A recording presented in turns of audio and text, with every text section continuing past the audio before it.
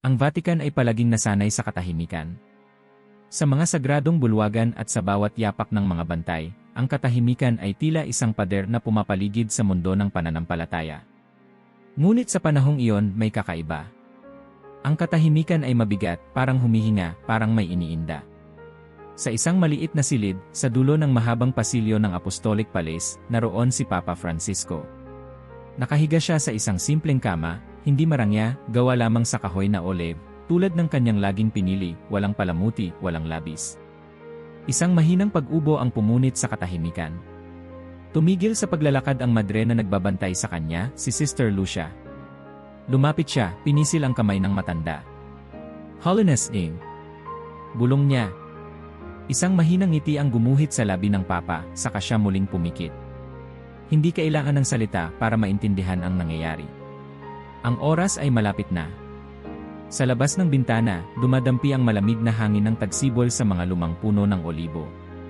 Ang mga dahon ay kumakaluskos, parang mga bulong ng mga kaluluwa. Sa ilalim ng isang puno, nakahiga ang isang aso, si Esteban. Hindi maraming tao ang nakakakilala kay Esteban. Hindi siya isang asong inalagaan para sa karangalan. Isa lamang siyang ligaw na aso, dati sugatan at gutom, nakitang gumagala sa gilid ng mga hardin ng Vatican isang umagang malamig. Ang unang pagkikita nila ay walang anunsyo.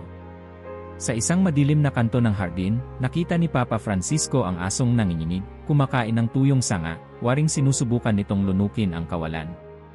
Sa halip na paalisin, lumuhod ang Papa, inilagay ang isang piraso ng tinapay sa lupa, at bumulong. "Hindi ka nakakalimot." Simula noon, dumadalaw araw-araw si Esteban. Walang puwersahan. Walang tali. Walang utos. Isa lamang pagkakaibigang tahimik ngunit matibay. Ngayong nakahiga si Papa Francisco sa huling yugto ng kanyang buhay, muli niyang naiisip ang asong iyon. Hindi ang mga kardinal, hindi ang mga hari o pangulo. Isa lamang nilalang ang hinahanap ng kanyang puso. "Sister Lucia E." Mahinang sabi niya, halos pabulong. "Lahat ba ay narito na?" "Opo, Holiness." Ang mga kardinal ay naghihintay ng balita, sagot ng madre, habang pinupunasan ang pawis sa noo ng Papa. Ngunit tumango lamang si Papa Francisco, para bang hindi iyon ang tinatanong niya. Sa mga koridor ng Vatican, isang usap-usapan ang bumubuo. May mga nararamdamang pagbabago ang mga bantay at tagapaglingkod. Hindi lamang dahil sa paparating na pagkamatay ng Papa, kundi dahil sa kakaibang damdamin na bumabalot sa paligid. Parang humihinto ang oras, bulong ng isang batang seminarista sa kanyang kasamahan, habang nag-aayos ng mga kandila sa kapilya.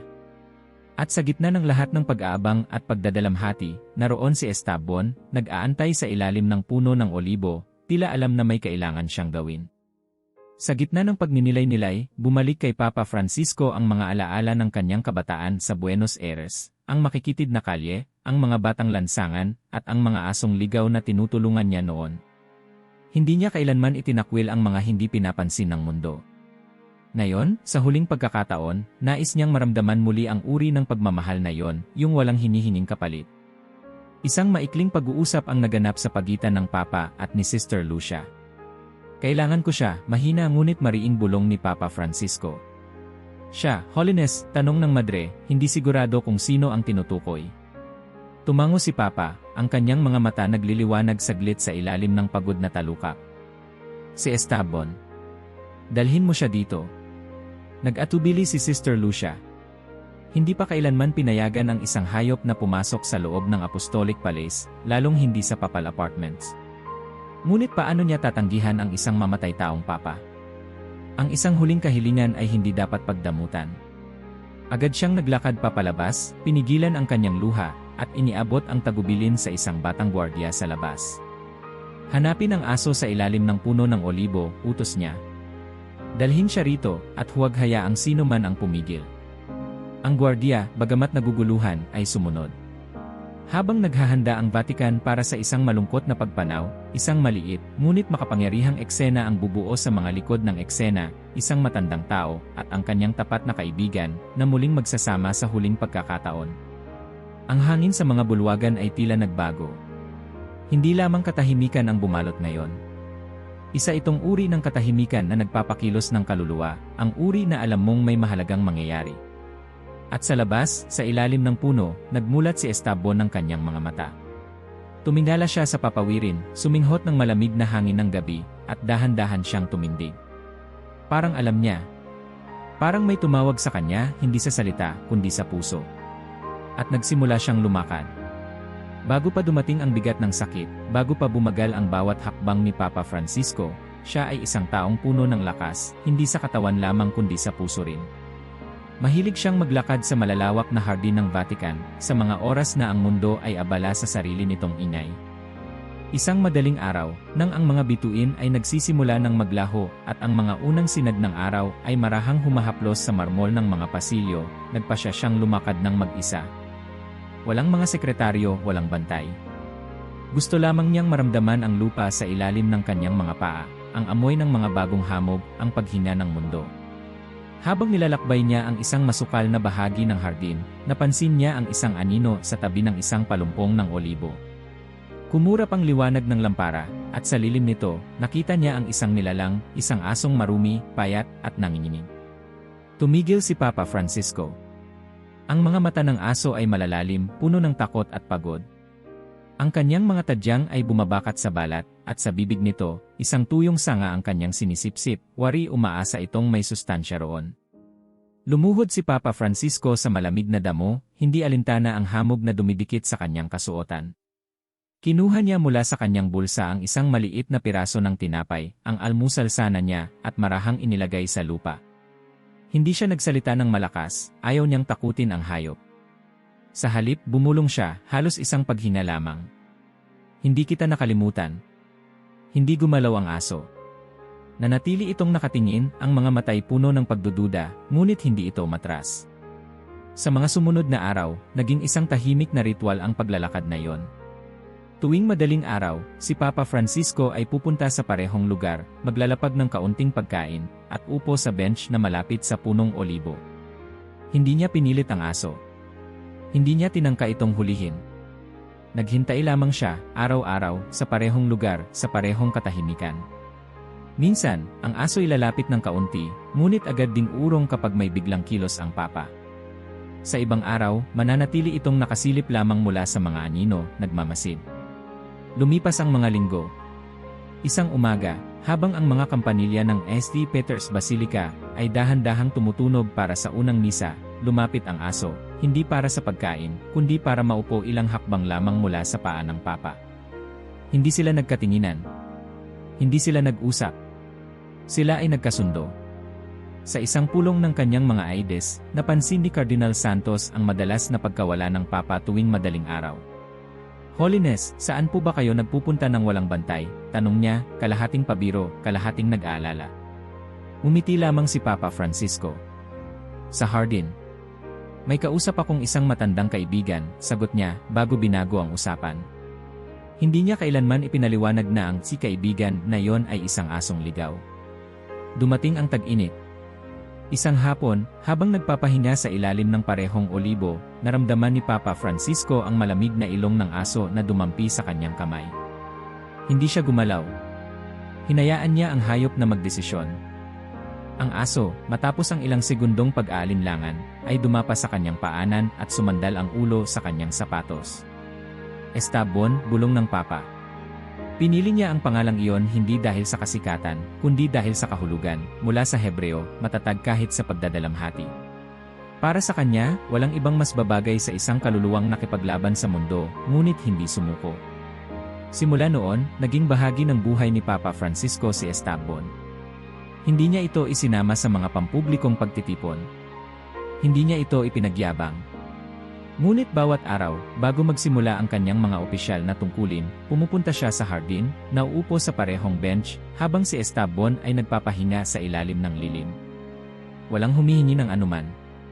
Walang naghahangad ng kapalit. Isang umaga, habang kasama si Esteban, napabulala si Papa Francisco. Kung lahat ng pag-ibig ay ganyan kasimple, wika niya sa hangin, baka mas mabilis nating maramdaman ang Diyos. Walang sumagot. Maliban sa marahang pagwagayway ng buntot ni Esteban sa damuhan. Hindi nagtagal, napansin ng mga gardener at ilang gwardiya ang presensya ng aso. Mukhang may bantay na kayo, Holiness, biro ng isa. Ngumiti lamang si Papa Francisco at tumugon. Mas mabuti pa ang bantay na hindi kailanman humihingi ng kapalit. Inatasan niya ang mga hardinero na mag-iwan ng maliit na mangkok ng tubig malapit sa puno. Ang mga gwardya naman ay pinayuhan niyang hayaan si Esteban na dumaan kahit saan siya gustong pumunta. Lumipas ang mga taon. Habang bumibigat ang mga balikat ng Papa dahil sa mga responsibilidad ng mundo, mga digmaan, kahirapan, alitan sa simbahan, si Esteban ay nanatiling matatag, hindi nagbabago. Isang gabi, pagkatapos ng isang mahirap na pagpupulong tungkol sa mga krisis sa mundo, bumalik si Papa Francisco sa kanyang hardin. Umupo siya sa bench, walang sinasabi, ang kanyang puso ay pagod na pagod. Maya-maya, naramdaman niya ang ulo ni Esteban na dahan-dahang isinandal sa kanyang tuhod. Napaluha si Papa. Hindi dahil sa kalungkutan, kundi dahil sa pasasalamat. Sa katahimikan ng Vatican, sa lilim ng mga punong olibo, sa ilalim ng malamlam na buwan, isang matandang lalaki at isang asong sugatan ang bumuo ng isang ugnayan na hindi kailanman hinangad na maintindihan ng mundo. At sa bawat araw na lumilipas, lalong humihinog ang ugnayang iyon, hanggang sa maging isang bahagi na ng kaluluwa ni Papa Francisco, isang alaala ng simpleng pag-ibig na walang hinihinging kapalit. Hindi niya alam noon, ngunit darating ang araw na ang pag-ibig na iyon ang magiging kanyang huling hiling. At sa bawat hakbang ni Esteban sa mabatong hardin, bawat kaluskos ng kanyang mga paa sa marmol ng Vatican, ang mga ugat ng kanilang ugnayan ay lalong lumalalim, hindi na maaaring tanggalin ng oras, sakit, o kahit ng kamatayan. Ang mga araw sa Vatican ay tila lumulutang sa pagitan ng pag-asa at lungkot. Sa bawat paglalakad ng mga madre sa marmol na sahig, sa bawat pagbagsak ng liwanag ng araw sa makukulay na bintana ng kapilya, naroon ang hindi maipaliwanag na bigat, ang huling mga oras ng Santo Papa ay dumarating. Sa isang maliit na silid, malayo sa engrandeng dekorasyon ng palasyo, doon pinili ni Papa Francisco na mamalagi. Hindi niya ginusto ang mga silid na may gintong palamuti. Hindi niya hinangad ang mga kurtinang makapal o ang mga chandelier na kumikislap sa kisem. Ang gusto niya ay simpleng kama, isang luma at magaspang na krus sa dingding, at isang maliit na bintanang tanaw ang mga punong olibo. Naroon siya ngayon, nakahiga, ang katawan ay payat na, ang balat ay halos translucent sa ilalim ng ilaw ng gabi. Sa tabi ng kanyang kama, nakapila ang mga botelya ng gamot, mga rosaryo, at mga aklat ng panalangin. Ngunit sa kabila ng mga aparatong medikal, ng mga nagmamalasakit na doktor, at ng mga dasal na paulit-ulit na binibigkas ng mga madre, may isang bagay siyang hinahanap, isang presensya na hindi kayang palitan ng sinuman sa silid. Si Esteban. Minsan, habang tahimik na binabantayan siya ni Sister Lucia, napansin niya ang biglang pagsikip ng dibdib ng Papa. Hindi dahil sa sakit ng katawan, kundi dahil sa isang kalungkutan na mas malalim pa sa pisikal na karamdaman. Panginoon ko bulong ng Papa, hindi tiyak kung siya ba'y nananalangin o nagsasalita sa kanyang sarili. Sino ang kasama ko sa aking huling lakad? Walang sumagot.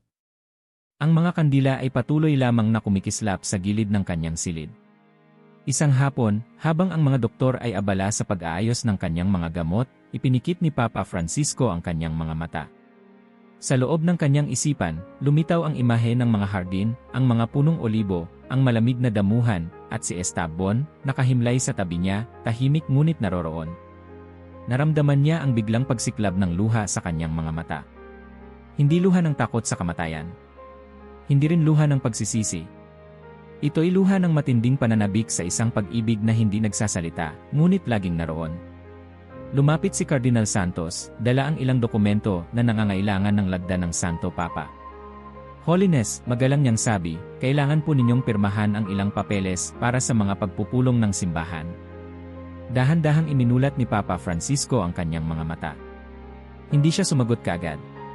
Tila may pakikibaka sa kanyang dibdib, isang paghahanap ng lakas upang bumalik sa mundong iniwan na ng kanyang puso. Sa wakas, bumulong siya.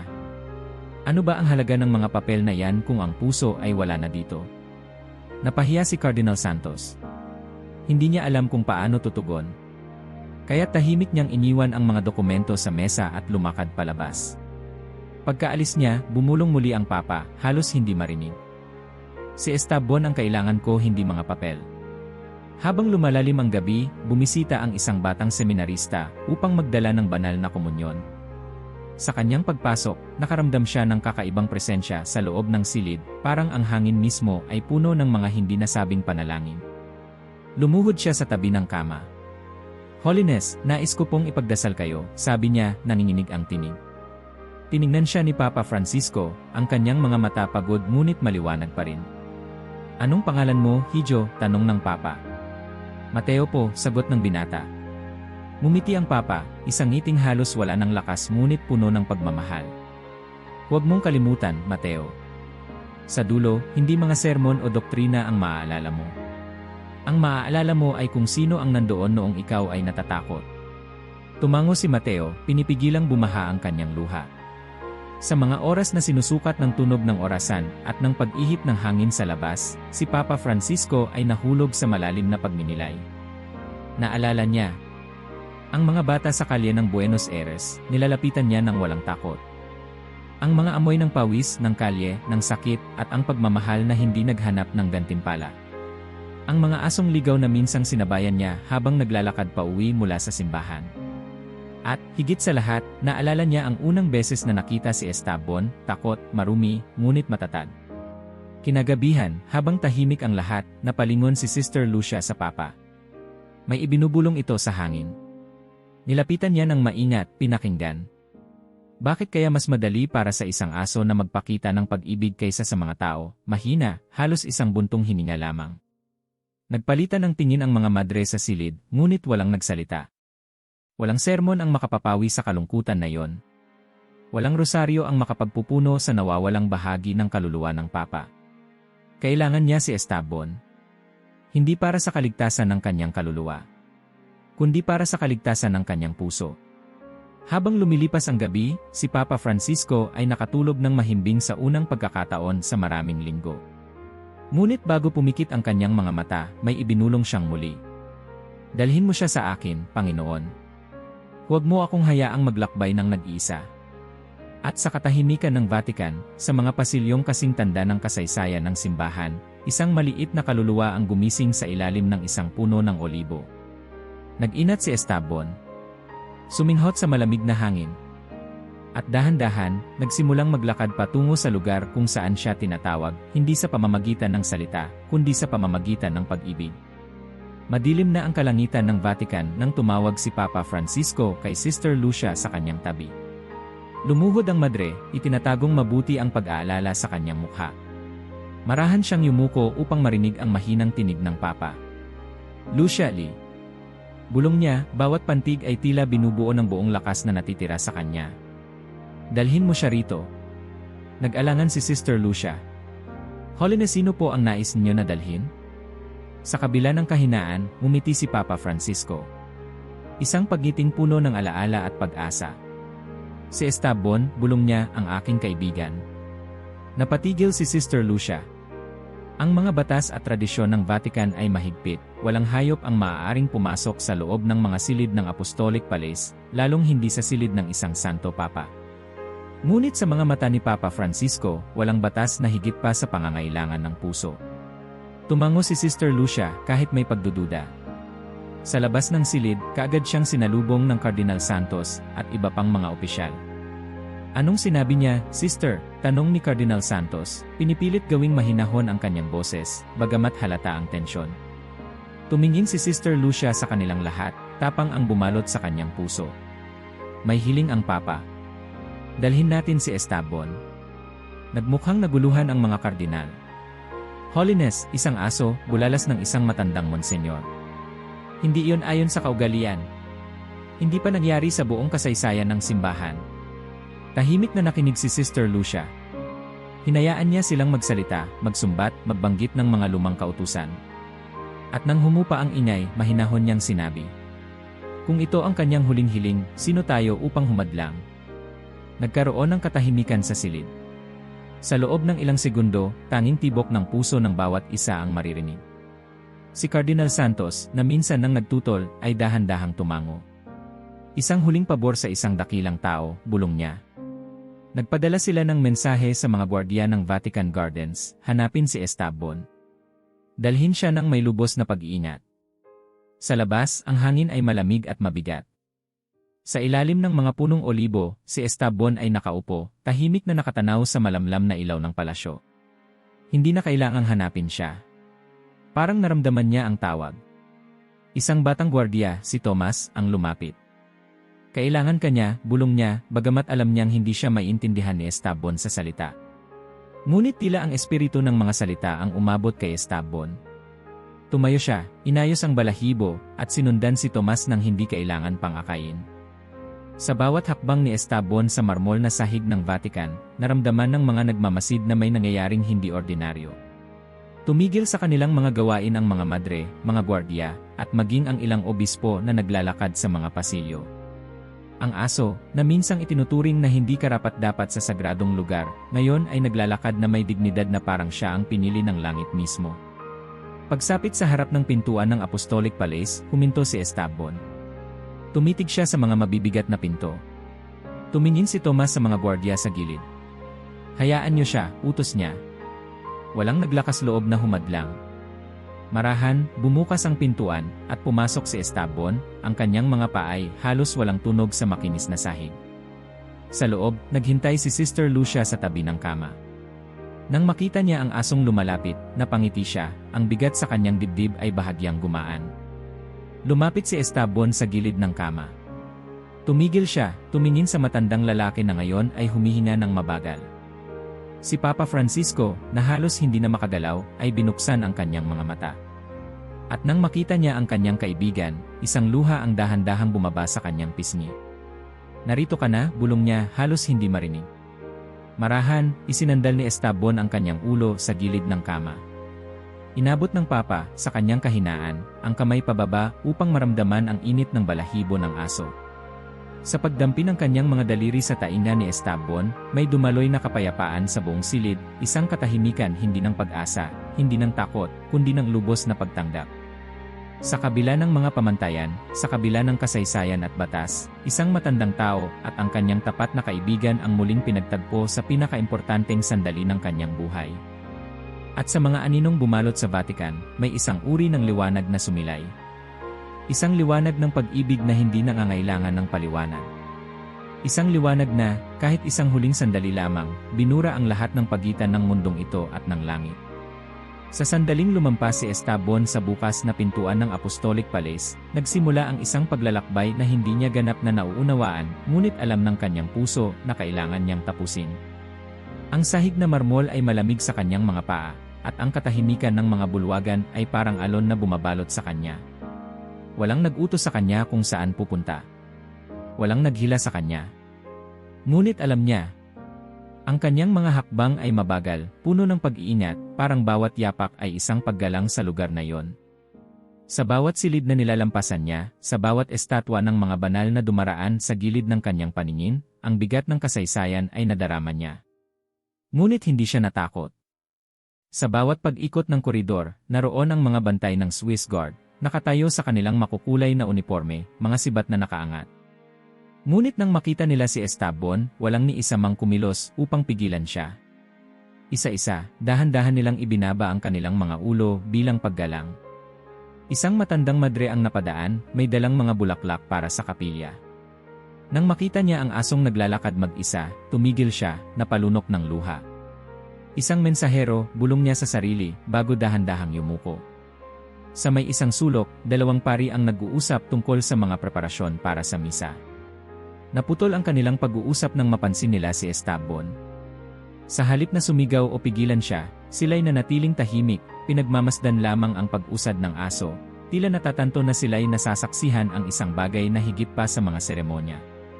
Ang liwanag ng mga nakasinding kandila ay naglalaro sa balahibo ni Esteban, na ngayoy parang may sariling ningning. Bawat anino sa paligid ay sumasayaw, habang siya ay dumaraan, bawat paghinga ng hangin ay tila umaawit ng isang awit na hindi gawa ng tao. Sa isang matagal nang hindi nabubuksang pasilyo, nakita siya ng isang batang Monsenyor, si Elias, na nagmamadali sana upang ihatid ang ilang dokumento. Napahinto si Elias, ang mga papel ay muntik nang mahulog mula sa kanyang mga kamay. Tila may bumubulong sa kanya. Manatili. Tingnan mo. At kaya, sa gitna ng kanyang abalang tungkulin, sumandal siya sa pader at pinanood ang aso. Para bang sa isang iglap, mas mahalaga pa ito kaysa ano pa mang utos o opisyal na abiso. Habang naglalakad si Esteban, marahang bumagal ang kanyang hakbang. Dumaan siya sa isang bulwagan kung saan nakapinta sa kisam ang imahe ng huling paghuhukom ni Michelangelo. Sa ilalim ng matinding tingin ni Kristo at ng mga banal, si Esteban ay nagpatuloy, hindi nagtatago, hindi natatakot. Ang mga anino ng nakaraan, ng kasaysayan, ng sagradong pananampalataya, lahat ay nananahan sa mga dingding na iyon. Ngunit ngayong gabi, ang pinakamalaking kabanalan ay hindi nagmumula sa altar o sa insensaryo, nagmumula ito sa isang hayop na tapat na naglalakad patungo sa puso ng isang matandang kaibigan. Nang makarating siya sa maliit na hagdanan patungo sa pribadong tirahan ng Papa, sandali siyang huminto. Tila tinimbang niya ang bigat ng sandaling ito. Sa kanyang mga mata, naroon ang pagkaunawa, isang tahimik na pagkaunawa na ito na ang huli. Dahan-dahan niyang inakyat ang mga hakbang. Sa itaas, naghihintay sina Sister Lucia at isang batang seminarista, si Mateo. Nang makita nila si Esteban, hindi nila siya sinabayan. Hindi nila siya pinilit. Hinayaan nilang siya ang mauna. Paglapit sa pinto ng silid, naramdaman ni Esteban ang bahagyang pag-angat ng kanyang buntot, hindi sa saya, kundi sa pag-alaala. Isang bantay ang dahan-dahang bumukas ng pinto. At walang sinuman ang nagsalita. Ang buong mundo ay tila huminto, naghihintay. Pagpasok niya sa silid, bumungad sa kanya ang amoy ng langis ng paglalangis, ng kahoy na luma, ng isang pag-ibig na hindi kailanman humina. Sa isang sulok, si Papa Francisco ay nakahiga, ang kanyang mga mata ay nakapikit, ang kanyang mga kamay ay mahina ngunit bukas, parang naghihintay. Lumapit si Esteban, bawat hakbang ay puno ng kababaang loob, bawat paghinga ay isang panalangin. Pagdating sa tabi ng kama, hindi siya umakyat. Umupo lamang siya sa paanan ng kama, inilagay ang kanyang ulo sa gilid ng kutson. Tila sinasabi niya, "Narito ako. Hindi kita iiwan." Mula sa kanyang pagkakahiga, naramdaman ni Papa Francisco ang presensya. Dahan-dahan niyang iminulat ang kanyang mga mata, at nang makita niya si Esteban, isang payapang ngiti ang sumilay sa kanyang mga labi. Hindi na kailangan ng salita. Hindi kailangan ng sermon o kanta. Sapat na ang katotohanan ng kanilang ugnayan. Sa labas ng silid, ang mga madre, guardia, at ilang obispo ay tahimik na nagtipon. Hindi nila mapigilang mapaluha habang pinagmamasdan ang eksena sa maliit na silid. Walang flash ng kamera. Walang pampublikong anunsyo. Ngunit sa puso ng bawat nakasaksi, alam nilang naroon sila sa harap ng isang kabanal-banalang misteryo, ang pagmamahal na hindi nagtatangi, na hindi nangangailangan ng paliwanag, na lumalagpas sa lahat ng mga batas ng mundo. Habang ang Vatican ay natutulog sa kadiliman ng hating gabi, habang ang mga kampanilya ng simbahan ay marahang pumapalo sa hangin, si Esteban ay nanatiling nakahiga sa tabi ng kama ng Papa. Tahimik, matatag, nagmamahal.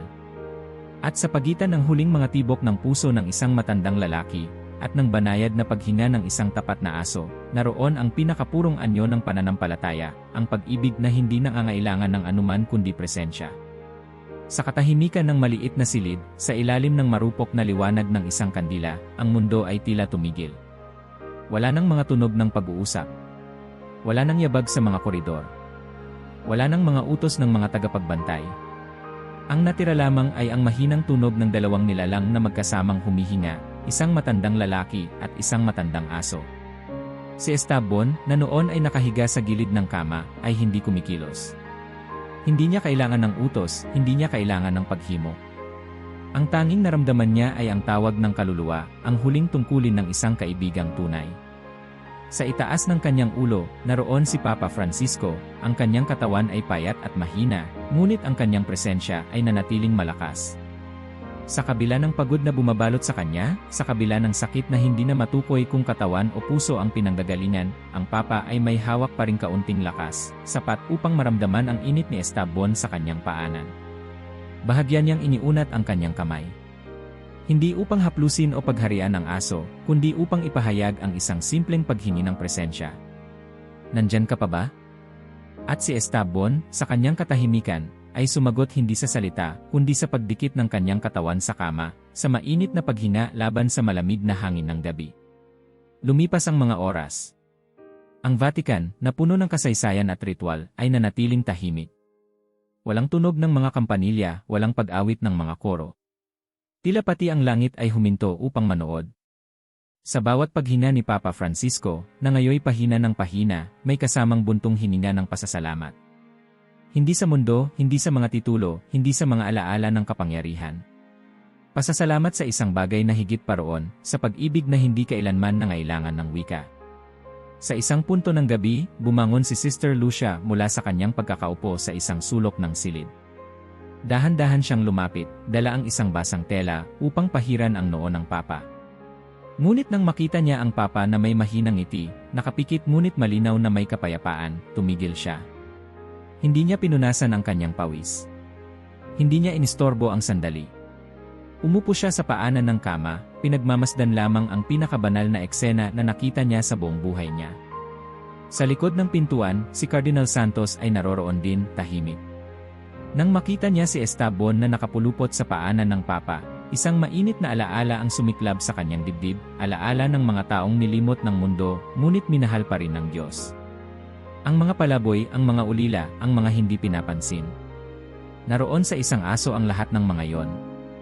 At ngayon, sa kanyang mga mata, nakita niya na minsan, ang Diyos ay dumadalaw sa anyo ng isang tahimik na kaibigan. Minsan, narinig nila ang Papa na mahina, ngunit malinaw na bumubulong. Wala kang iniwan, Anya. Hindi sila tiyak kung ang bulong ay para kay Esteban, para sa Diyos, o para sa parehong nilalang. Siguro, sa kanyang puso, wala nang kailangang pag-iba. Ang pag-ibig ng isang kaibigan at ang pag-ibig ng Diyos ay nagsanib sa isang dakilang katahimikan. Lumipas pa ang mga oras. Ang kandila ay unti-unting nauupos, ang ilaw ay lalong humihina. Ngunit si Esteban ay hindi umalis. Hindi siya naghanap ng pagkain. Hindi siya umidlip. Nakabantay lamang siya, ang kanyang ulo nakapatong sa sahig, ang kanyang mga mata kalahating nakasara, ngunit laging gising, laging naroroon. Minsan, isang malalim na buntong hininga ang nagmula sa kanya, kasabay ng malambot na paggalaw ng kanyang katawan sa malamig na marmol. Tila sinasabi niya, "Hindi kita iiwan, kahit na anong mangyari." Ang silid ay tila lumubog sa isang uri ng banal na katahimikan, isang espasyo sa pagitan ng buhay at kamatayan. Sa labas ng bintana, ang mga punong olibo ay mahina lamang ang pag-alon sa malamig na hangin ng Roma. Ang buwan ay nagtatago sa mga ulap, para bang nagninilay din sa nagaganap. At sa loob ng apat na dingding na iyon, walang batas ng mundo, walang ritual ng simbahan ang may kapangyarihan. Tanging pag-ibig ang naghahari. Sa pinakahuling sandali, nang ang paghinga ni Papa Francisco ay nagiging mas banayad, halos hindi na marinig, ibinuka niyang muli ang kanyang mga mata. Hindi niya tiningnan ang krus sa itaas ng kama. Hindi niya hinanap ang mga kardinal o ang mga relics ng simbahan.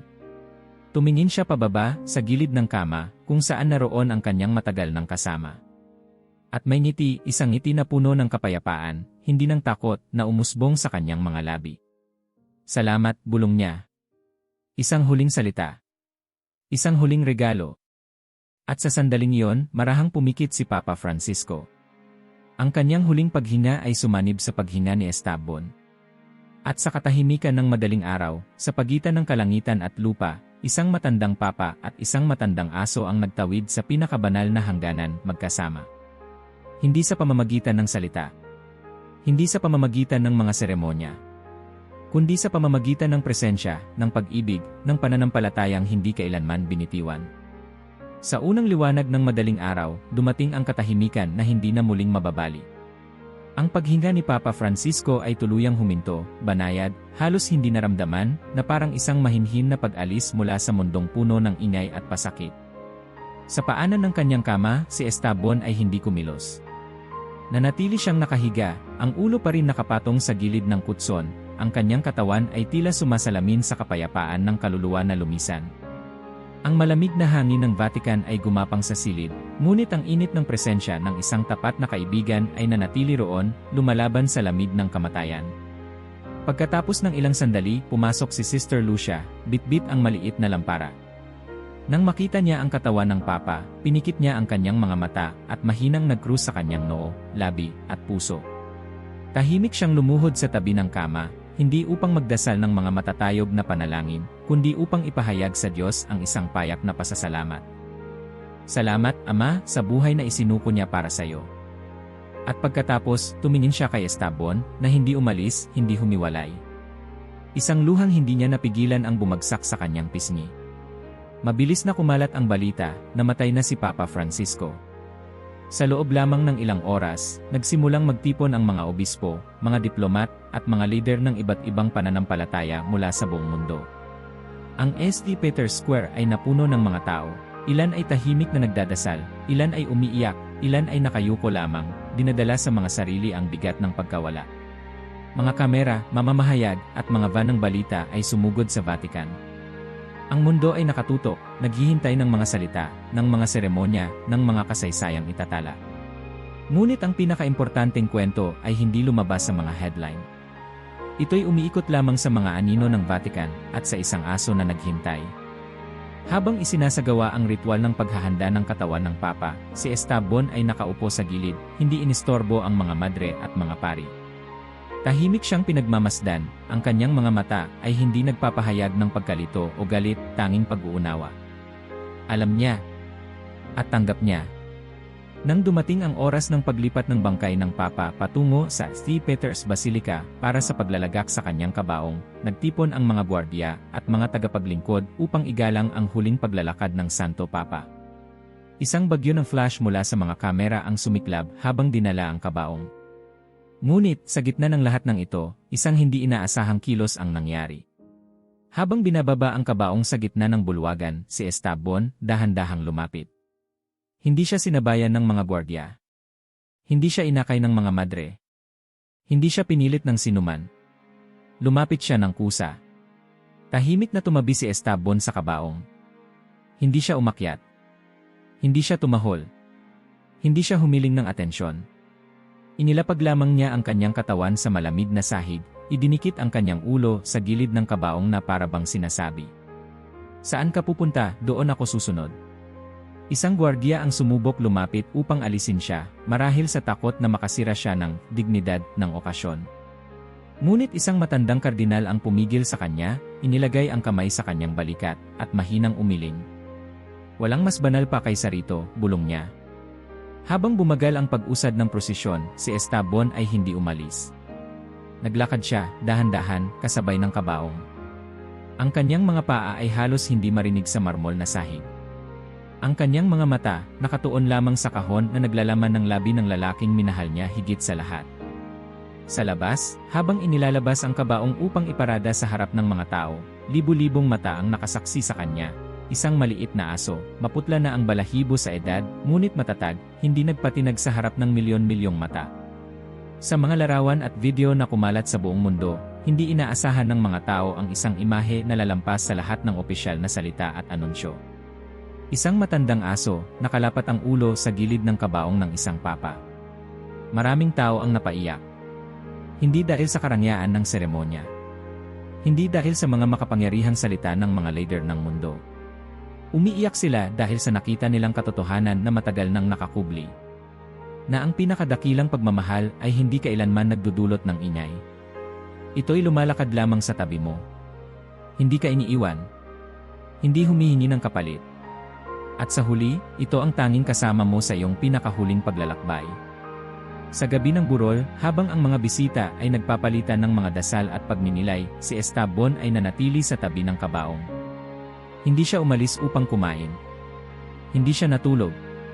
Kung minsan, aangat lamang niya ang kanyang ulo upang tumingin sa mga dumaraan, bago ibabalik muli ito sa lugar kung saan naramdaman niyang pinakamalapit sa kanyang kaibigan. Ang mga gwardiya ng Vatican, na dati ay sanay sa pagtutok sa mga dignitaryo at mga opisyal, ay natutunan na ngayon ang bagong uri ng pagbabantay ng isang pagmamahal na hindi mo kailanman kayang sukatin o ipaliwanag. Walang nag-utos kay Esteban na manatili. Ngunit siya mismo ang pumili. At sa kanyang katahimikan, nagturo siya sa mundo ng isang leksyon na hindi kayang ituro ng kahit anong sermon. Sa mga huling oras ng lamay, nang ang katawan ng Papa ay inihanda para sa kanyang huling libing, si Esteban ay inakay ng isang batang seminarista upang hindi siya madaganan ng mga papasok na tao. Nag-atubili si Esteban. Ngunit bago siya tuluyang lumayo, lumingon siya sa kabaong, tinitigan ito ng matagal. Tila isang paalam. Tila isang panalangin. Tila isang pangakong hindi kailanman mabubura. At pagkatapos, sumunod siya sa seminarista, mabagal, ngunit may dignidad. Habang ang St. Peter's Basilica ay puno ng mga pag-awit at dasal, habang ang mundo ay nakatuon sa bagong kabanata ng simbahan, sa isang sulok ng Vatican Gardens, sa lilim ng isang punong olibo, si Esteban ay humiga. Tahimik. Nag-iisa. Hindi bilang isang nilisan, kundi bilang isang bantay ng isang pag-ibig na hindi na kailanman mawawala. Sa mga araw na sumunod sa paglibing kay Papa Francisco, tila bumagal ang ikot ng mundo sa Vatican. Ang mga koridor na dati puno ng yabag ng mga madre, seminarista, at gwardiya, ngayon ay naglalakad ng mas marahan. Ang mga bulwagan na dating lumulundag sa ingay ng mga diplomatikong usapan ay napalitan ng isang uri ng marugdog na katahimikan. At sa gitna ng katahimikang ito, isang nilalang ang hindi nagbago. Si Esteban, na ngayon ay nag-iisang naglalakad sa mga landas ng Vatican Gardens, ay naging parang aninong parte na ng mismong lupa. Wala siyang direksyon, ngunit sa bawat hakbang niya, tila sinusundan niya ang mga lumang ruta na minsan niyang tinahak kasama ng kanyang mahal na kaibigan. Dumaan siya sa fountain kung saan dati sila nagtatagal, nagpapahinga sa ilalim ng init ng araw. Lumakad siya sa gilid ng mga rosas, sa ilalim ng mga punong olibo na nakasaksi sa libo-libong tahimik na panalangin. Isang umaga, habang pumapailan lang ang mahinang hamog sa damo, nakita siya ni Sister Lucia. Nakaupo si Esteban sa tabi ng lumang punong olibo, ang paborito nilang dalawa. Nakatitig siya sa kawalan, hindi kumikilos. Sa mga mata ni Sister Lucia, hindi iyon tingin ng isang hayop na naliligaw o nawawala. Ito ay tingin ng isang tagapagbantay, isang kaluluwang naghihintay, patuloy na naglilingkod kahit tapos na ang misyon. Ang Vatican, bagamat tahanan ng mga lumang batas at walang hanggang ritual, ay nagpakita ng pambihirang kababaang loob sa harap ng tanawin. Hindi nila pinaalis si Esteban. Hindi nila itinaboy. Sa halip, sa isang lihim na pulong ng mga pangunahing opisyal, nagpasya silang hayaan siyang manatili. Isang formal na desisyon ang ginawa, si Esteban ay magiging tagapag-alaga ng hardin, isang buhay na alaala ng Papa na lumisan. Walang engranding anunsyo. Walang press release. Isang simpleng utos lamang, huwag siyang istorbohin. Alagaan siya. Igalang ang kanyang presensya. Sa mga araw na lumipas, dinala siya ng mga madre ng pagkain at tubig. Isang bantay ang tahimik na nagsabit ng kumot sa lilim ng punong olibo upang maging tahanan niya. Ngunit si Esteban, sa kanyang katandaan at karunungan, ay hindi umasa sa mga alagaing iyon. Kadalasan, siya ay naglalakad ng mag-isa, dumarampi lamang sa mga lugar kung saan dumaan ang mga yapak ni Papa Francisco. Isang hapon, sa ilalim ng ginintuang liwanag ng taglagas, isang maliit na seremonya ang naganap. Wala ni isang kamera. Wala ring opisyal na talumpati. Si Sister Lucia, kasama ang ilang mga madre at gwardiya na naging saksi sa mga huling araw ng Papa, ay nagtanim ng maliit na plakang tanso sa paanan ng punong olibo. Isinulat doon. Dito sila umupo. Isang tao at isang kaibigan. Sa katahimikan, sa pag-ibig. Nang inilagay ang plaka, si Esteban ay naroon lamang, nakaupo, nakamasid. Parang nauunawaan niya. Parang pinagtitibay niya. Hindi siya umiyak, hindi siya tumahol. Tumingala lamang siya sa puno, sa mga sanga nitong nagpapaypay sa himpapawid, at ipinikit ang kanyang mga mata sa marahang pag-ihip ng hangin. Dumating ang mga peregrino. Ilan ay naglakad ng tahimik sa hardin. Hindi lahat ay alam ang buong kwento. Pero sa pagdaan nila at sa pagtanaw sa maliit na plakang iyon, sa pagmasid nila sa lumang asong nakahimlay sa ilalim ng punong olibo, may isang bagay silang naramdaman. Isang uri ng pagninilay. Isang uri ng pag-ibig na hindi nangangailangan ng paliwanag.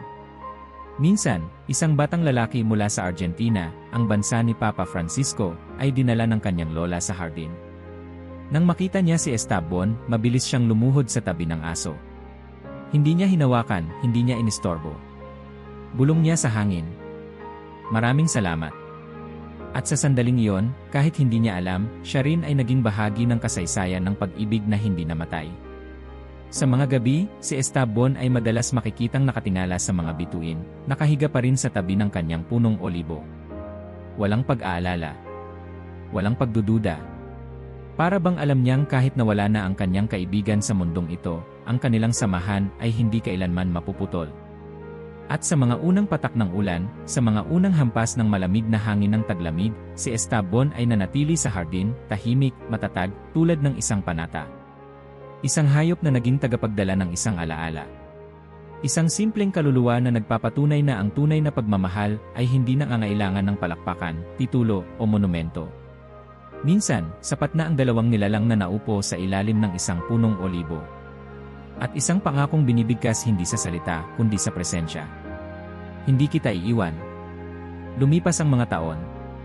Ang mga kampanilya ng St. Peter's Basilica ay patuloy na tumunog tuwing alas 12, at ang mga haligi ng Vatican ay nagpatuloy sa pagyakap sa milyon-milyong bisita taon-taon. Ngunit sa isang sulok ng luntiang hardin, malayo sa mga mata ng kamera at mga magagarbong seremonya, nanatili si Esteban. Ang kanyang katawan, minsan maliksi, ngayon ay mabigat at mabagal na. Ang kanyang balahibo, minsang makintab, ngayon may halong pilak ng pagtanda. Ngunit sa kanyang mga mata, malalim, matatag, at puno ng alaala, wala ni kaunting pagbabago. Naroon pa rin ang apoy ng isang pagmamahal na hindi kailanman napawi. Minsan sa isang hapon, habang ang mga peregrino ay dahan-dahang naglalakad sa hardin, isang batang madre mula sa Asya ang napansin si Esteban na nakahimlay sa lilim ng punong olibo. Lumuhod siya, iniabot ang kanyang kamay, ngunit huminto bago niya ito hawakan. Naroon siya hindi upang gambalain, kundi upang makibahagi sa katahimikan. Hindi lahat ng kwento ay kailangang bigkasin, bulong niya sa hangin. Ilang oras pa, isang mag-asawang Aleman ang napadaan. Nakatingin sila sa plaka. Dito sila umupo. Isang tao at isang kaibigan. Sa katahimikan, sa pag-ibig. Tumingin sila kay Esteban, na tila isang bantay ng nakaraan, at nang hindi nila mapigilan, kapwa sila lumapit at tahimik na umupo sa damo. Walang nagsalita. Ngunit sa pag-upo nila, parang naramdaman nilang sila rin ay bahagi ng isang dakilang alaala. Iba't ibang tao mula sa iba't ibang panig ng mundo ang dumaan. Isang batang pari na nagdadalawang isip sa kanyang bokasyon. Isang matandang balo na naghahanap ng kapayapaan. Isang batang babae na nawalan ng ama. Lahat sila, sa isang paraan o iba pa, ay nahanap ang katahimikan sa piling ni Esteban. Hindi dahil may sinabi siya. Hindi dahil may ginawa siya. Kundi dahil sa kanyang simpleng presensya, isang paalala na ang tunay na pag-ibig ay hindi kailangang ipaliwanag. Habang ang mga taon ay patuloy na gumugulong, dahan-dahan nang humina si Esteban. Mas mahaba na ang kanyang oras ng pagpapahinga. Mas mabagal na ang kanyang mga hakbang sa umaga. Ngunit tuwing dapit hapon, may isang ritual siyang hindi kailanman nakalimutan. Sa bawat paglubog ng araw, dahan-dahan siyang tumatayo mula sa kanyang pagkakahiga, tinatahak ang makitid na daan papunta sa mataas na bahagi ng hardin kung saan tanaw ang kalangitan ng Roma. Doon siya umuupo, tinataas ang kanyang ulo, at matagal na tumitingala sa kalangitan. Hindi niya alam kung ano ang hinahanap niya. Hindi niya alam kung sino ang hinihintay niya. Ngunit sa kanyang puso, naroon ang isang katotohanang hindi kailanman nawala. Ang pag-ibig, kapag tunay, ay hindi natatapos. Isang gabi ng taglagas, habang ang mga dahon ng olibo ay nahuhulog sa lupa at ang hangin ay may dalang malamig na bulong, nakita siya ng isang bata, si Mateo, ang anak ng isang tagapangalaga ng Vatican. Nakaupo si Esteban sa itaas ng burol, ang kanyang tingin nakatuon sa mga bituin. Lumapit si Mateo, nag-aatubili at naupo sa tabi ng aso. Hindi siya nagsalita. Hindi niya hinawakan si Esteban. Tahimik lamang silang magkasamang nakatingala. Sa sandaling iyon, kahit wala si Papa Francisco upang maglakad kasama niya, kahit na ang Vatican ay nagpatuloy sa pag-ikot nito, kahit na ang mundo ay nagbago, isang bagay ang nanatili. Ang pagmamahal na ipinunla nila ay humihina pa rin. At habang ang langit ay kumukupas mula asul patungong kahel, habang ang mga bituin ay dahan-dahang sumusulpot sa kalangitan ng Roma, si Esteban ay huminga ng malalim, marahan, at mapayapa. Ang kanyang mga mata, pagod ngunit maliwanag, ay tila nagsasabing, "Naririto pa rin ako." Hindi kailangan ng alaala ng tao. Hindi kailangan ng engrandeng monumento. Sa bawat paglalakad sa hardin, sa bawat pag-upo sa ilalim ng punong olibo, sa bawat pag-angat ng tingin sa kalangitan, ang kwento ng isang matandang papa at ng kanyang matapat na kaibigan ay muling isinasalaysay, hindi sa salita, kundi sa presensya. At sa huling imahe ng kwentong ito, isang tahimik na hardin ang nakatindig sa ilalim ng dapit hapon. Isang matandang aso, nakaupo sa burol, nakatingala sa bituin na unang sumilip. Wala siyang galaw. Wala siyang hinanap. Naroroon lamang siya. Buhay na alaala ng isang pag-ibig na hindi kinaya ng oras na lipulin. Isang paalala para sa lahat ng makakakita. Ang totoong pag-ibig ay nananatili. Palagi. Mag-subscribe sa channel na ito, sama-sama nating panatilihing buhay ang diwa ng pakikiramay, kababaang loob, at katapangan na napakaganda ng katawan ni Francis. Naway sumainyo lagi ang kapayapaan.